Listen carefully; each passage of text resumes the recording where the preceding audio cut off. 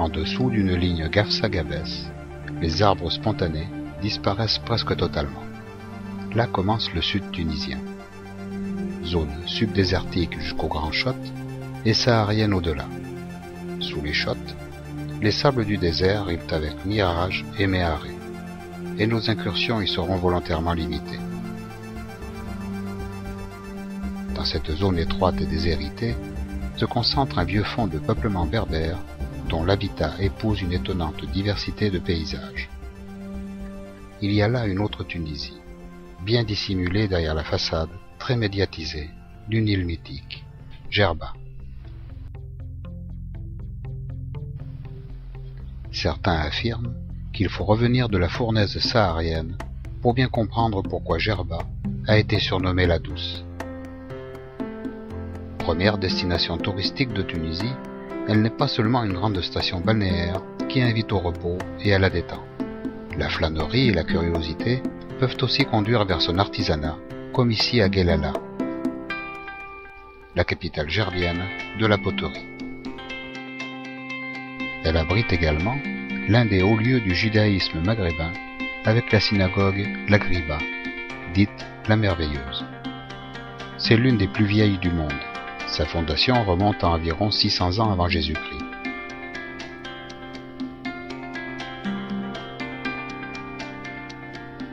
Lieu de pèlerinage pour les Juifs du monde entier, elle s'enorgueillit de posséder l'une des plus anciennes Torahs connues.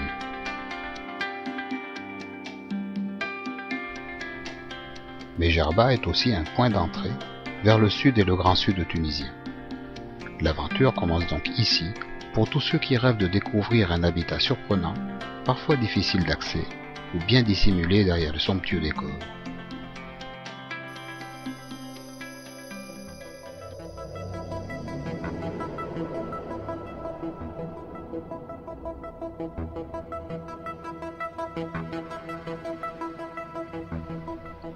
C'est sur les crêtes ruinées du Djebel Dahar, et au prix de patients efforts, que sur cette terre ingrate, l'homme est parvenu à s'établir à flanc de massif.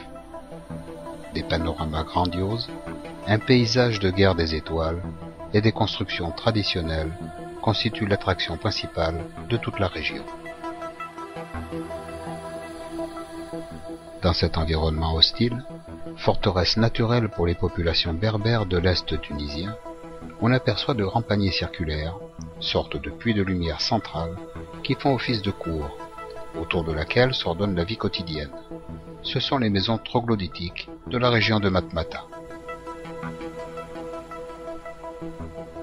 Le choix de ce mode d'habitat assez singulier obéit plus à des impératifs de construction qu'à des raisons défensives. La terre meuble permettait de se loger à moindre frais et de bénéficier d'une excellente isolation thermique.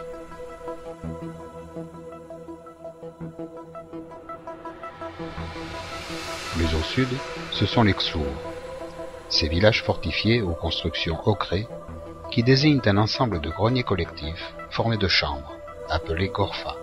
Ils font parfois penser à une gigantesque ruche.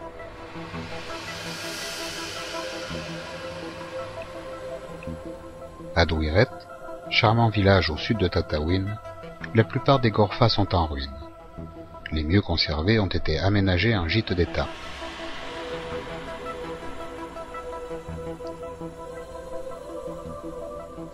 Les quelques rares familles qui habitent le village parlent encore le berbère. Solidement accrochées à leurs coutumes, elles font partager leur mode de vie et racontent aux voyageurs de passage le passé caravanier de leur village avec ses activités traditionnelles.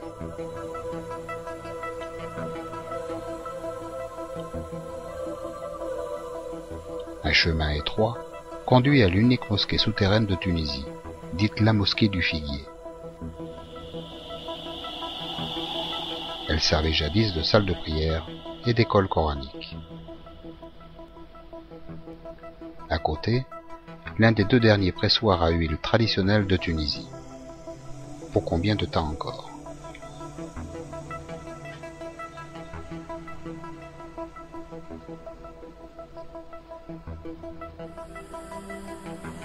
D'accès difficile, ce village peu fréquenté du Dahar, avec ses constructions accrochées à mi-hauteur d'une montagne escarpée, est magnifiquement serti dans un écrin grandiose de pics déchiquetés.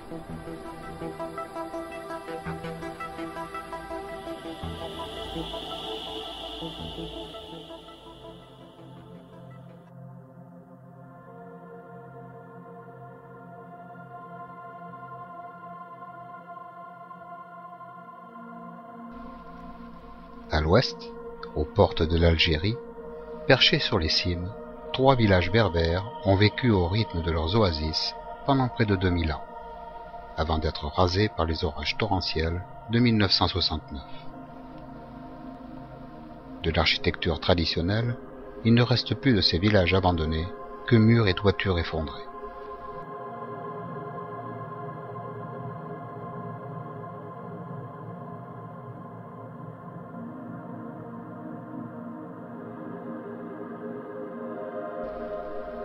À Midès, la palmeraie dissimule le vieux village. Construit sur un éperon rocheux, il surplombe des gorges aux parois vertigineuses d'une profondeur de plus de 80 mètres.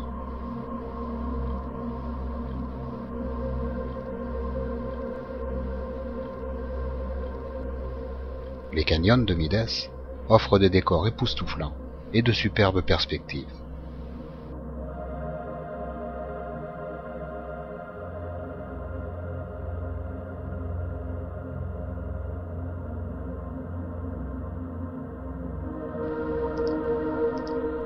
La tache verte de la palmeraie de Tamersa tranche sur le décor minéral du djebel qui la surplombe.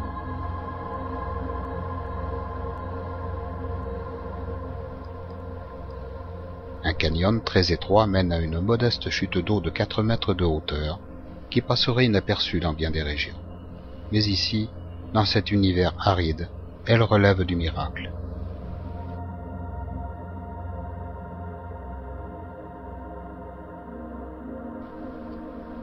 Chebika est la plus fréquentée des 3 oasis de montagne.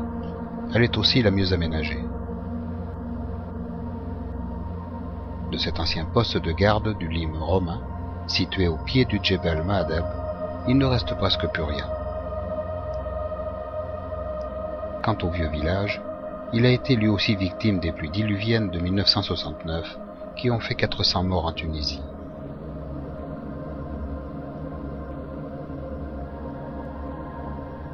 C'est sur ce splendide environnement que nous quitterons les oasis de montagne pour rejoindre le Djerid, le pays des palmes.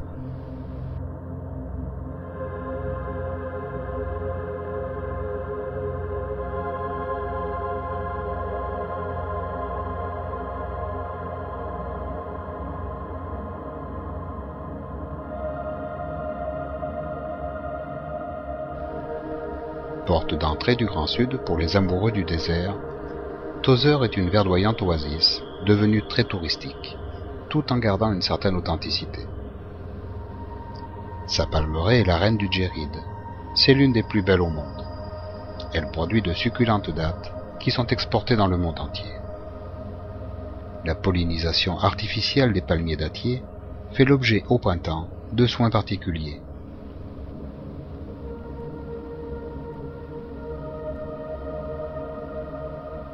La Médina offre une architecture traditionnelle avec des murs de façade ornés de motifs complexes.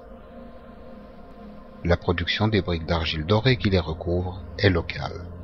Cette fabrication très artisanale assure de l'emploi à une vingtaine de familles.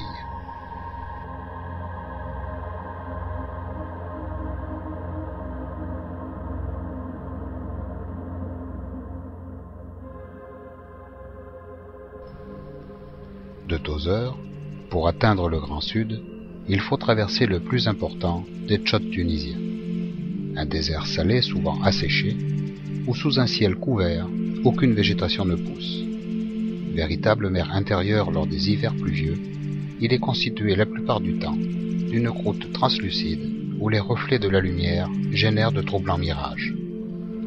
Si aventuré et dangereux, fort heureusement, une route au tracé rectiligne de 80 km permet de le traverser sans risque. C'est l'un des itinéraires les plus insolites du pays.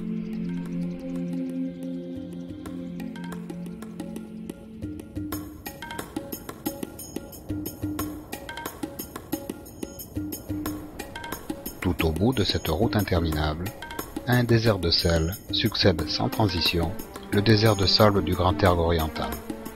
Une entrée tout en douceur dans le Sahara tunisien qui se présente ici sous son aspect le plus hospitalier, tout en courbe et en dune, avec quelques palmiers perdus. Le désert fascine et effraie à la fois. En entrant par la petite porte, on peut apprendre à l'apprivoiser, car dans le désert, le danger est partout. De Zafran, c'est en charrette ou à dos de dromadaire que nous partirons en excursion vers le sud, explorer ce vaste décor de cordons de dunes. Silence total, détente, oubli de la civilisation et du monde moderne, rencontre fugitive et insolite, perdue dans l'espace et dans le temps. Chaque étape est une expérience unique.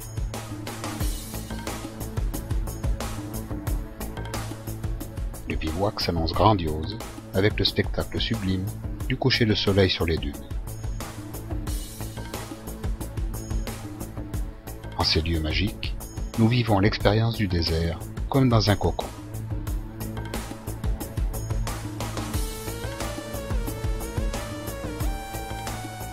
Un repas typique, préparé et servi par nos guides berbères, ajoutera encore un peu à l'exotisme et au dépaysement de cette expérience authentique de la vie nomade.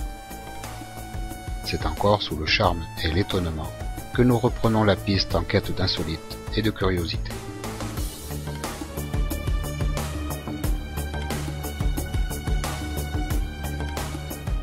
C'est à Erjim Matoug, aux confins du Sahara près de la frontière algérienne, que nous découvrons ébahis un autre désert différent, surprenant, où les roses qui y poussent sont de sable.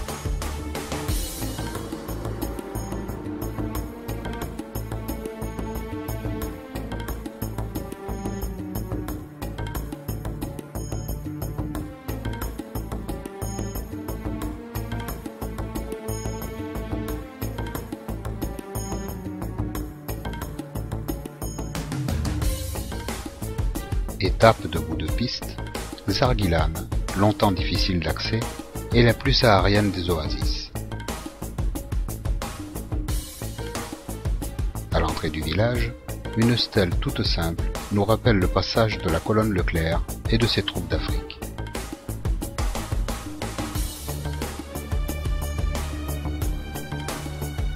Cette petite oasis riante cache des campements utilisés comme bivouac pour les randonnées vers l'extrême sud.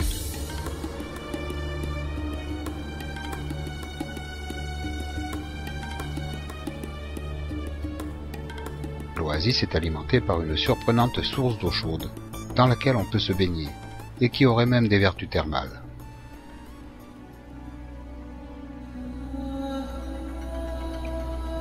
C'est dans ce décor de bout du monde, dans ce havre de paix, entouré de dunes qui s'étendent à l'infini, que l'on peut comprendre la fascination qu'a exercée de tout temps le sud tunisien sur les occidentaux.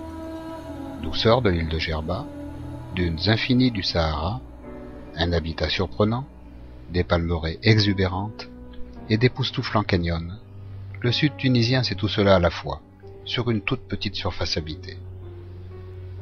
C'est plus en voyageur qu'en touriste que nous l'avons parcouru, ce qui nous a permis de partager, ne serait-ce que quelques instants, le quotidien des troglodytes, le destin des camès, ces métayers des oasis, ou ces moments de proximité incomparables avec les habitants du désert. Autant de rencontres authentiques et coutumières, de celles qui rendent un voyage inoubliable.